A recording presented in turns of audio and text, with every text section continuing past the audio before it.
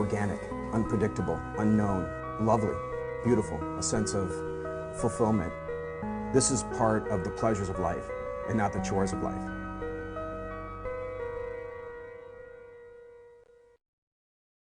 Coming up on Daily Iowan TV, Socktober arrives at the University of Iowa. Officials are donating money to the 21 Ordinance campaign. And in sports, the Hawks come up short in Columbus.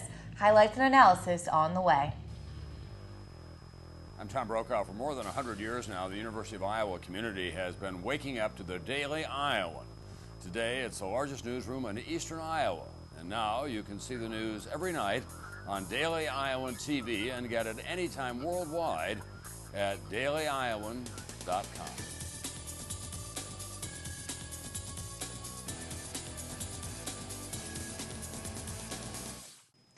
Good evening, I'm Tasha Woods. And I'm Rebecca Hager. Well, it's almost the end of Socktober. Yes, we did say Socktober. It's a month of giving where students donate socks and other clothes to help the homeless. University of Iowa's Mayflower Residence Hall is leading the donations this year. Our own Tiara Simpson has the story. When Kelly Clark, the Mayflower Residence Hall secretary, ran across a video by KID president challenging people to collect items for the homeless, she knew she had to bring the idea to Mayflower.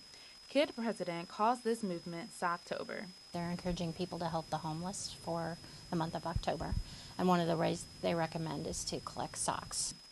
While anyone can donate to the cause, officials are hoping to get every resident to donate at least one pair of socks. Signs such as this one adorn bulletin boards on every floor, and officials hope this will inspire some friendly floor competition in order for them to reach their goal of 958 pairs of socks. The collected items will be donated to the Iowa City Shelter House and the Johnson County Crisis Center. Some students stress the importance of giving back to their community. It's important to donate to Socktober because it has that good feeling and that good need of helping people, especially for myself because I'm going into the pre-med field. Just knowing that I'm helping people and bringing smiles to their faces kind of just brings a smile to my face. Clark says while they are primarily collecting socks, people are free to donate other items such as small toiletries and blankets. Tiara Simpson, Daily Iowan TV. Iowa City's Emma Goldman Clinic has been helping local women for 40 years now. Founders of the clinic gathered this weekend to celebrate how far they've come. Over the years, the clinic has provided a safe place for women to go to for their reproductive needs. Activists discussed the journey it took to create the Emma Goldman Clinic and the achievements that followed. I think that the biggest accomplishment for the clinic is that the clinic is still open and still successful and still providing services, a wider range of services than ever to the region. The clinic has been open since 1973. Supporters of the 21 Ordinance are emptying their pockets.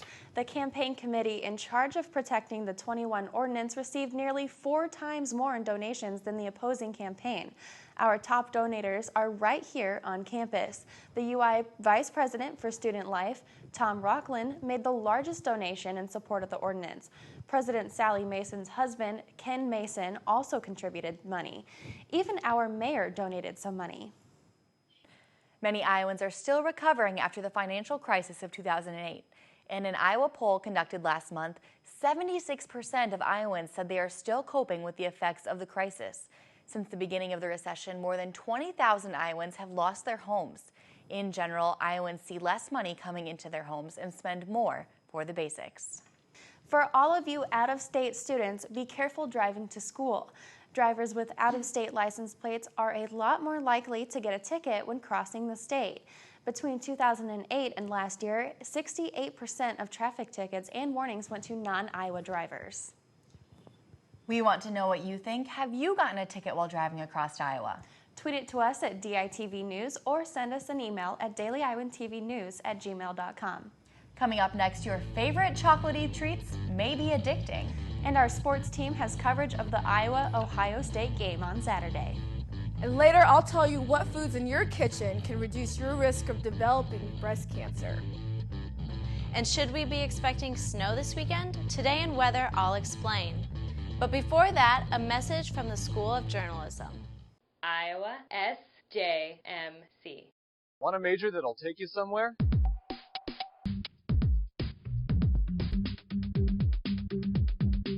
I joined, and now I'm in Los Angeles, California, interning for Conan O'Brien at Warner Brothers Studios.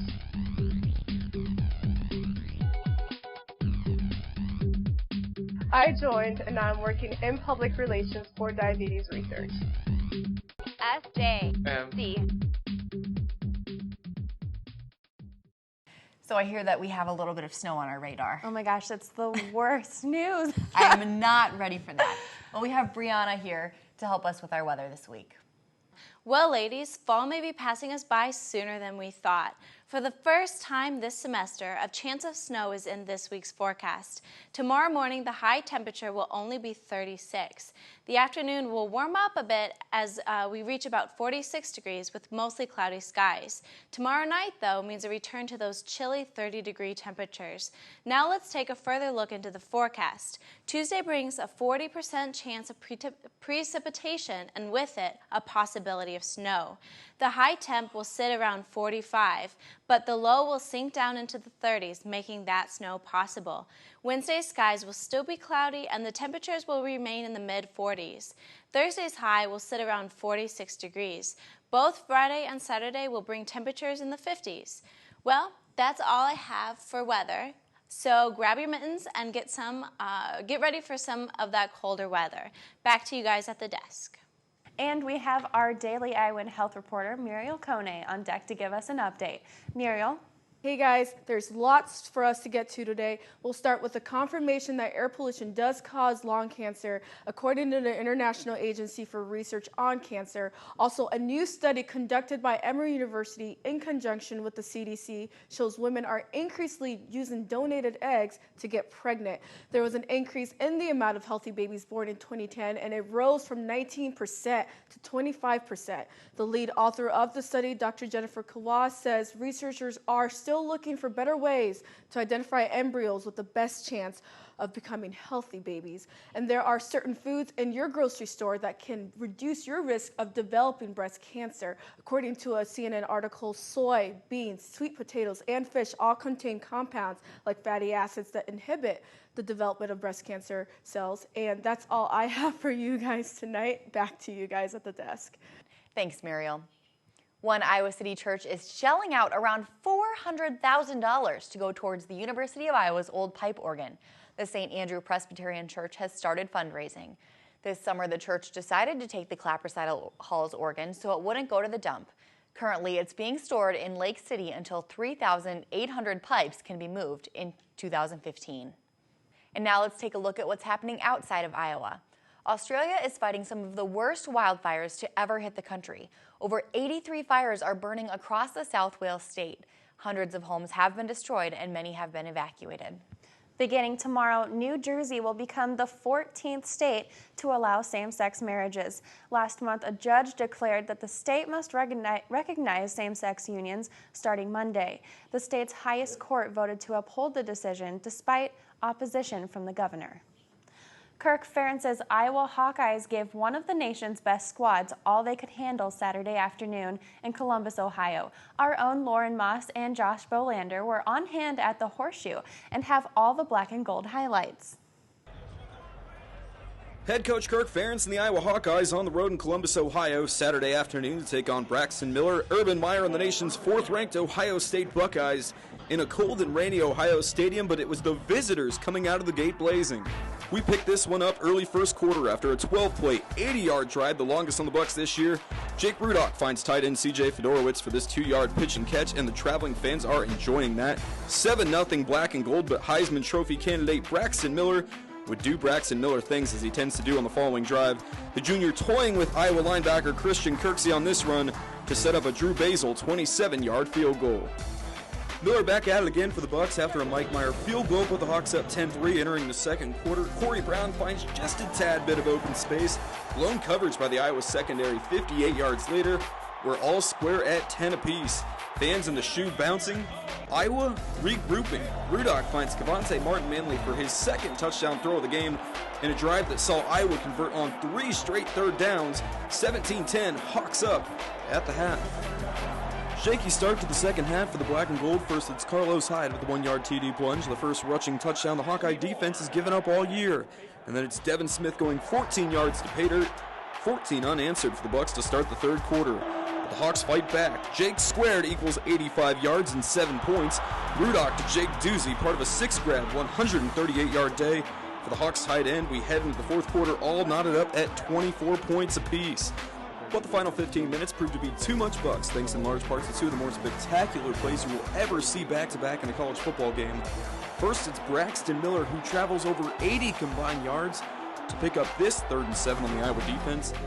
Very next play, Carlos Hyde refuses to go down, escapes the grasp of Iowa safety Tanner Miller, and leaps past the pylon. 273 yards on the ground on the day for the Scarlet and Gray. Urban Meyer breathes a sigh of relief. Kirk Ferentz visibly upset post-game. Final score in this one, Ohio State 34, Iowa 24. For a more in-depth look at Saturday's game, let's toss it over to Daily Iowan TV Sports' Lauren Moss with more. It was a tale of two halves Saturday afternoon in Columbus, Ohio, with a lot expected of Urban Meyer's Ohio State Buckeyes looking to add to the nation's longest winning streak. But what wasn't expected was the first half performance of the Iowa Hawkeyes, who looked more than ready to challenge one of the nation's best. The first half, the Hawkeyes showed a tremendous amount of effort and strength in one of the most intimidating environments of the Big Ten. Iowa came out making a statement by scoring the first touchdown of the game. The environment of the Horseshoe Stadium took to a new level when Ohio State's top cornerback, Bradley Robbie, was ejected for targeting after his helmet-to-helmet hit with Iowa's tight end, C.J. Fedorowicz, in the end of the first half. Halftime left the Hawks in the lead 17-10, but as expected, the Buckeyes came out second half with the proper adjustments needed to be on top. Their defense did a good job, and also their offense. They burned a lot of clock in that second half and kept us off the field, but, it's kind of how it happens sometimes. Ohio State quarterback Braxton Miller produced an amazing second half, completing 11 of 12 passes in the third quarter alone. Overall in the second half, Ohio State had 53 offensive plays, while Iowa only had 18. You don't get prizes for, playing a good first half or any of that stuff. You gotta play the full 60 minutes. The last time the Hawkeyes won at Ohio State University's 100,000-plus seating stadium was back in 1991. For a final recap, let's throw it to Josh Bolander. For 45 minutes, Kirk Ferentz's Iowa Hawkeyes were able to hang with one of the nation's elite. But there are no moral victories in the Big Ten Conference, and the Hawks come back to Iowa City sitting at 1-2 in the Legends Division, with one of the conference's toughest schedules yet to play. That stretch of games begins next week in Iowa City, with the Hawks welcoming in Pat Fitzgerald's Northwestern Wildcats, who are coming off 2 Big Ten losses of their own.